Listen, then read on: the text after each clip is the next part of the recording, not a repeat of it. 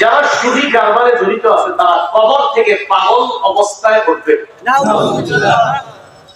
সূরা বাকারা 275 নম্বর আয়াতে আল্লাহ বলেন, আল্লাযীনা ইয়াকুলুনা রিবা লা ইয়াকুমুনা ইল্লা কামা ইয়াকুমুল্লাযী ইয়াতাখাব্বাতুহু আশ-শাইতানু মিনাল মাস যালিকা বিআন্নাহুম ক্বালু ইন্নামাল বাই'উ মিসলুর রিবা ওয়া আহাল্লাল্লাহুল বাই'a ওয়া হারামার রিবা।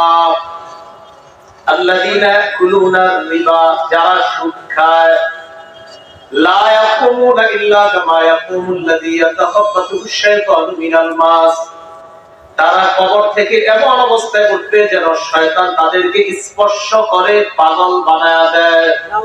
কেমন ভাবে উঠবে? মনে হবে শয়তান স্পর্শ করছে, পাগল হয়ে গেছে। এটা কেন? যালিকা বিআন্নাহুম ক্বালু ইন্নামাল বাই'উ মিসলুর রিবা।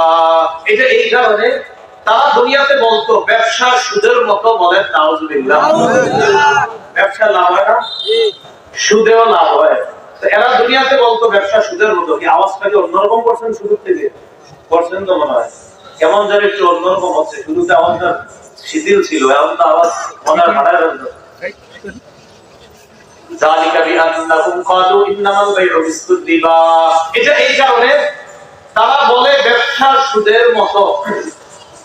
আল্লাহ বলেন, ওয়া আহাল্লাল্লাহুল বাই'a ওয়া হারামার রিবা, আল্লাহ ব্যবসা হালাল করেছেন, সুদকে আল্লাহ হারাম করেছেন। সুবহানাল্লাহ।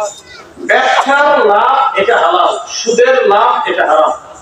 আচ্ছা, ব্যবসা সুদের মতো কেমনে হয় বলেন তো? একটা মানুষ সারাদিন ব্যবসা করে, মাথার ঘাম পায়ে ফেলে, গার্মেন্টসে চাকরি করে, রিকশা চালায়, ভ্যান চালায়, অটো চালায়, দোকানদারি করে, কৃষি ক্ষেত্রে কাজ করে, সারাদিন কাজ করার পর এরপর মাস শেষে আল্লাহ তাকে কিছু হালাল রুজির ব্যবস্থা করে দেয়। আরেকটা ব্যক্তি ঘরে ঘুমায়, শুধু শুয়ে থাকে।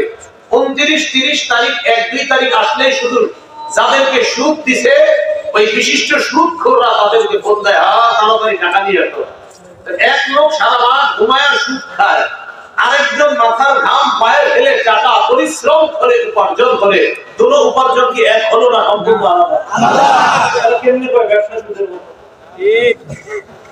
আল্লাহ বলেন, আহাল্লাল্লাহুল বাই'a, আল্লাহ ব্যবসাকে হালাল করেছেন, ওয়া হারামার রিবা, সুদকে হারাম করেছেন।